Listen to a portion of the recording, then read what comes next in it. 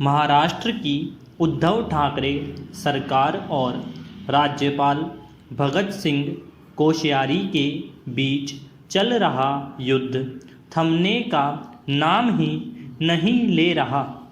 दोनों के मध्य पिछले महीने में टकराव के जितने भी वाक़े हुए उनमें कहना मुश्किल है कि कौन दोषी और कौन पाक साफ है।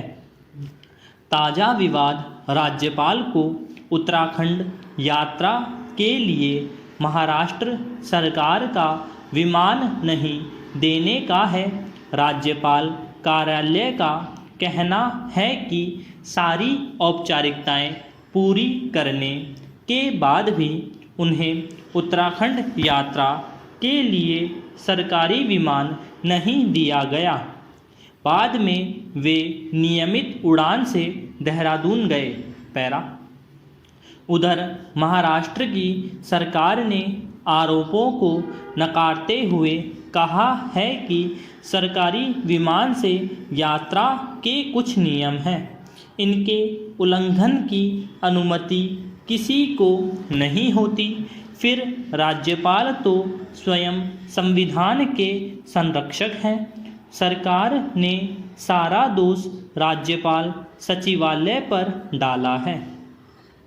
आजकल देश प्रदेशों में जैसी राजनीति हो रही है उसमें यह बता पाना बड़ा मुश्किल है कि किसी घटना के लिए कौन जिम्मेदार है।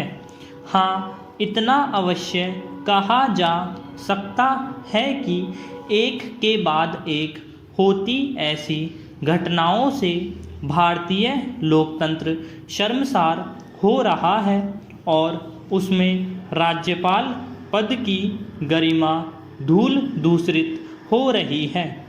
यह पहला मौका नहीं है जब राज्यपाल विवादों में आए हों। कोश्यारी स्वयं 1.25 साल पहले तब विवादों में आ चुके हैं जब उन्होंने सुबह सुबह 5 बजे भाजपा के देवेंद्र फडणवीस को मुख्यमंत्री और अजित पवार को उप मुख्यमंत्री पद की शपथ दिला दी। बहुमत के अभाव में वह सरकार तो नहीं चली, लेकिन राज्यपाल के पद पर एक और काला टीका लगा गई। प्रश्न कोश्यारी को हवाई जहाज मिलने या न मिलने का नहीं, बल्कि राज्यपाल पद की गरिमा का है। कहा नहीं जा सकता कि लोकतांत्रिक भारत में पहले ऐसी घटनाएं कभी नहीं हुई। बेशक हुई है, शायद कुछ इससे बड़ी घटनाएं भी हुई हों, लेकिन अब जिस तेज़ी से टकराव बढ़ रहे हैं वे चिंताजनक है। पैरा। केंद्र राज्य में अलग अलग राजनीतिक दलों की सरकार आते ही यह टकराव सामने आ जाता है। क्या ऐसी घटनाएं हमारे लोकतंत्र की परिपक्वता पर सवालिया निशान खड़े नहीं करती? इससे पहले माहौल और खराब हो, राज्य सरकार एवं राज्यपालों की लड़ाई सड़कों पर आए।